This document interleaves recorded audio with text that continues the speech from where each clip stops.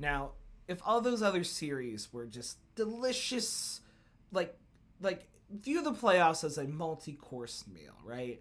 They're all good. You go to the restaurant, you get the expensive 4-course meal, but this is the one they write about, Yelp about. This is the one they call their mom, who they haven't talked to in years, and like, I had something so delicious. It brought me back to my childhood. I had to call you and talk to you. I'm so sorry, Mom. I'll be a better son. That's not coming from experience, but this series, delicious. Nuggets, Timberwolves, 7 games. Yeah, just cancel the rest of the series. I want to see 14 more games of this. And what a series it was. Denver, game 7 at home, up 20 points in the third, and poof, the Timberwolves go on an immaculate run and take the lead. And then you see in the fourth quarter, Rudy Gobert with a turnaround fadeaway, first dagger. Ball bounces. Announcer says, I hope they don't get an offensive rebound. That'd be really bad. And whoop, cat slam. Offensive rebound. Second dagger. And I'm going to first talk about the Nuggets, and then I will talk about the Timberwolves. First, the Nuggets. The Nuggets post-game had excuses. I don't think they're wrong, but they were excuses. Their coach kind of talked about how, it's very difficult to play a full season, and then you have less of an off season, and then you come in, and then boom, people are tired. You want it a little less, which I think that all makes sense, but still, that's not what you want to hear. Jamal Murray talked about how there was maybe a little less hunger. It's easier to be the hunter than the hunted. And when you're the former champ, everyone tried to give you their best. And I think you saw that with the Nuggets this year. I think also a thing that not enough people are talking about with the Nuggets is that their bench depth, they lost a lot of it last year. I think losing Bruce Brown was like a big loss. And when that happened, it was like, oh, what's going to happen?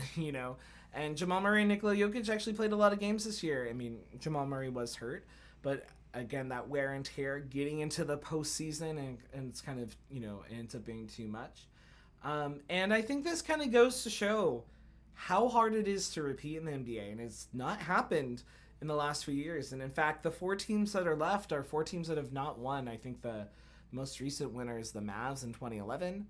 Then you have the Celtics in like 2010. Was it 10? I'm trying to, 8, I don't know.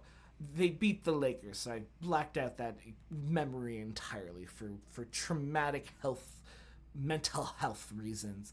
And then you have 2 teams that I don't think have ever won it, the Pacers and the Timberwolves. So you got some really exciting stuff.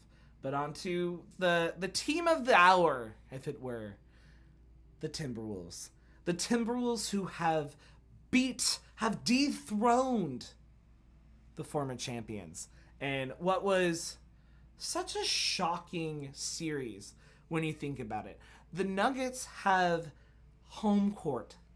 They've not lost at home like in the playoffs in a long time. Denver as a city, statistically speaking, across the 4 American major sports, has the biggest home field advantage because of elevation.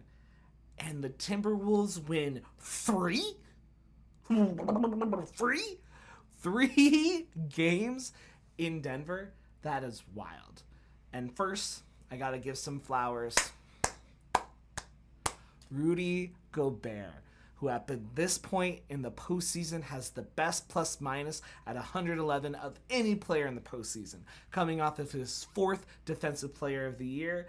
And Rudy Gobert is the only player in the top 15 of salaries to still be in the postseason. So when you look at other players who are making a lot of money, they're not bringing their teams as far as Rudy. This team that has had the best defense all year. Rudy, who had somewhat of a game, like, dagger, like I mentioned, step back, fadeaway jumper. Like, you know what? Maybe it's Rudy's world and we're all just living in it. And Rudy, maybe people give you the flowers that you deserve.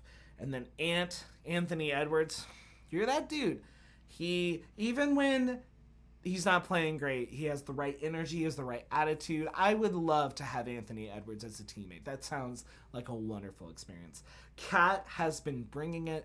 Karl Anthony Towns is being more aggressive, and that's what we've wanted to see. He's had it in him. He can play. He's playing good defense. He's being a really good two-way player, and that's what you want to see if you're the Timberwolves.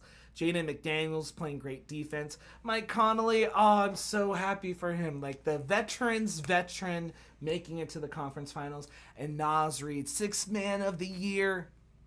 Sorry, I'm on this Timberwolves hype train. I think there's a lot to be excited about. And that's why I thought this series was great, because you saw two juggernauts. You saw the two biggest teams going at it. It really felt like it's I don't know. I don't have words for it. It was just one of the most fun series I think I've ever watched in my life. And it was such a delight.